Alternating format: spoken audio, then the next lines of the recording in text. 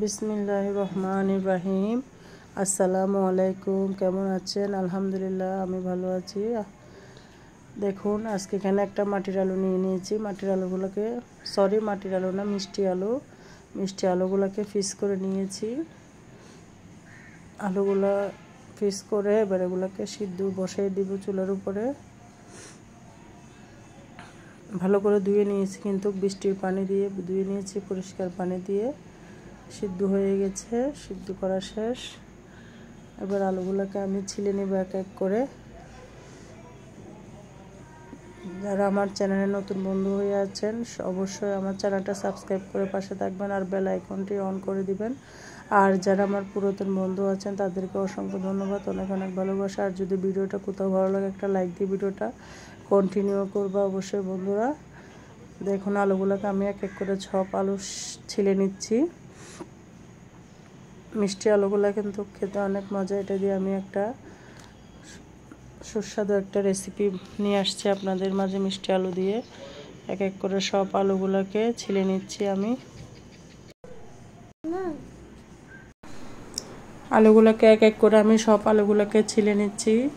আপনারা কিভাবে মিষ্টি আলু দিয়ে রেসিপি বানাইছেন অবশ্যই কমেন্টসে বলে যাবেন। আলুগুলোকে আমি ছিলে নিয়েছি। এবার একটা কাঁটা চামচের সাহায্য এগুলাকে আমি মিক্স করে নিচ্ছি। কাঁটা চামচের সাহায্য করলে হয়ে যাবে। আমার মিষ্টি আলুগুলো এমনিতেই নরম, খেতে কিন্তু অনেক সুস্বাদু, এমনি খাওয়া যায়। বিভিন্ন রকমের রেসিপি করেও আপনারা খেতে পারেন, বা আমি যে রেসিপি দেখাচ্ছি এই রেসিপি অবশ্যই একবার হলেও ট্রাই করবেন। অনেক মজা হয়েছিল, মুখের মধ্যে দিলেই মিলে যাচ্ছে। অনেক সুস্বাদু, অনেক মজা হয়েছিল। খাওয়ার পরে ভিডিওটা আপনাদের মাঝে রিভিউ দিচ্ছি। দেখুন, আলুগুলোকে আমি ভালো করে মিক্স করে নিচ্ছি। একদম ভালো করে মিক্স করে নিতে হবে কাঁটা চামচের সাহায্যে। আমি এখানে দিয়ে দিচ্ছি একটা ডিম, বড় সাইজের একটা ডিম নিয়ে নিয়েছি। ছোট সাইজের হলে হবে না, একটা বড় সাইজের ডিম নিয়ে নেবেন। এখানে আমি 2 পিস মিষ্টি আলু নিয়েছিলাম। ডিমটাকে ভালো করে কাঁটা চামচের সাহায্যে মিক্স করে নিচ্ছি। দেখুন, কাঁটা চামচের সাহায্যে মিক্স করে নিলে সুন্দর করে হয়ে যায়। এখানে আমি মিল্ক পাউডার দিয়ে দিলাম 1 চামচের মতো, বড় টেবিল চামচের 1 চামচের মতো দিয়ে দিচ্ছি। ভালো করে মিশিয়ে নিচ্ছি সব উপকরণ।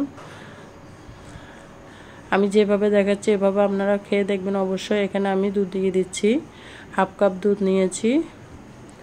দুধগুলোকেও মিশিয়ে নিচ্ছি। দুধগুলোকেও আমি ভালো করে মিশিয়ে নিচ্ছি।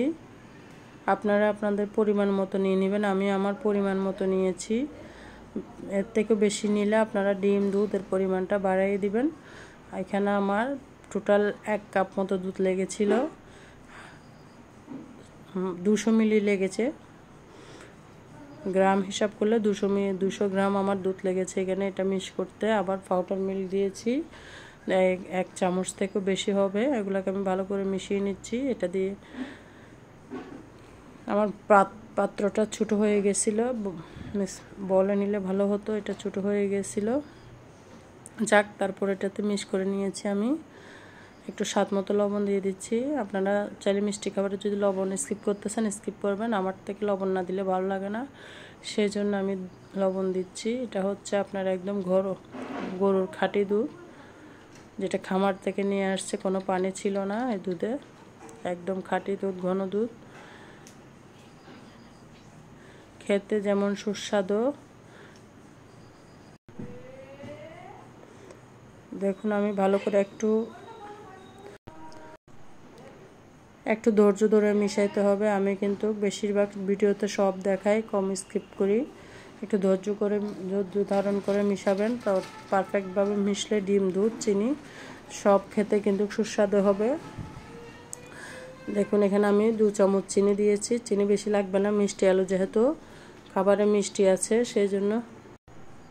দেখুন, এখানে আমি পরিমাণ মতো চিনি দিয়েছি। পরিমাণ বলতে 2 চামচ দিয়েছি, কারণ এখানে মিষ্টি আলু অনেক মিষ্টি ছিল। আমি তারপরে স্বাদ যেন বেড়ে যায় সেই জন্য আরেকটু চিনি দিয়েছি। আপনারা যদি কম চিনি খান তাহলে না দিলেও চলবে।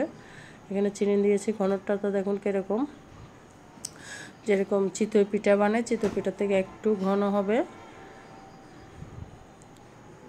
দেখতে যেরকম লোভনীয়, খেতেও সেমন লোভনীয় হয়েছে। আমি 1/2 কাপ নারকেল কুড়া দিয়ে দিয়েছিলাম। এগুলো ডিপে ছিল, ফ্রেশ নারকেল ছিল না। ডিপ থেকে নিয়ে দিয়েছি বরফ সহ, হাফ কাপ দিয়েছি, আপনারা চাইলে বেশি কম দিতে পারেন।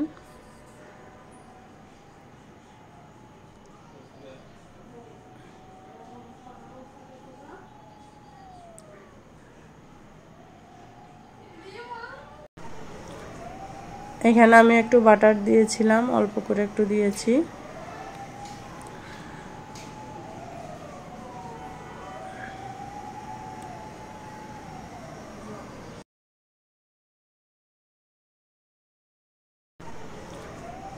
এখানে আমি একটু বাটার দিয়েছিলাম, অল্প করে একটু দিয়েছি।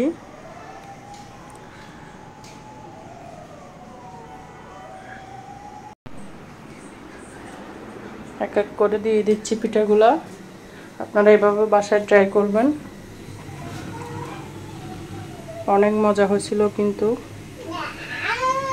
এক এক করে আমি দিয়ে দিলাম তেলের মধ্যে। দেখুন,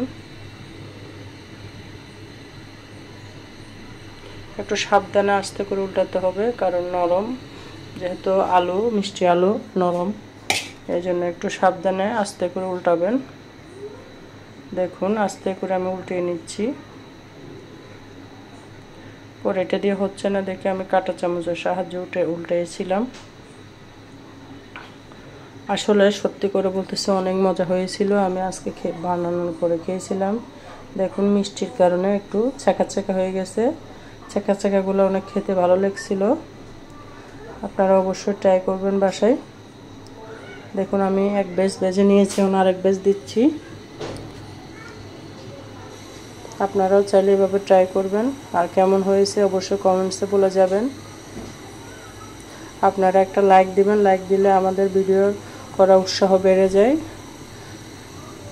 সুন্দর সুন্দর কমেন্টগুলো কমেন্টস বক্সে রাখবেন অবশ্যই। তোমাদের ভালোবাসায় এত দূর আসছি বন্ধুরা, অবশ্যই সুন্দর সুন্দর করে কমেন্টস করবে। আমার কমেন্টস পড়তে কিন্তু অনেক ভালো লাগে।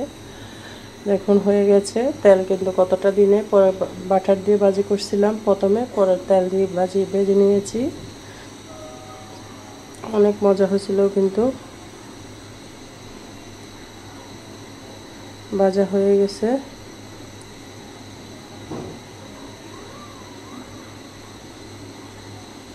এটা হচ্ছে তৃতীয় ব্যাচ, 3বার গজা আমি ভেজে নিয়েছি দুটো আলুকে।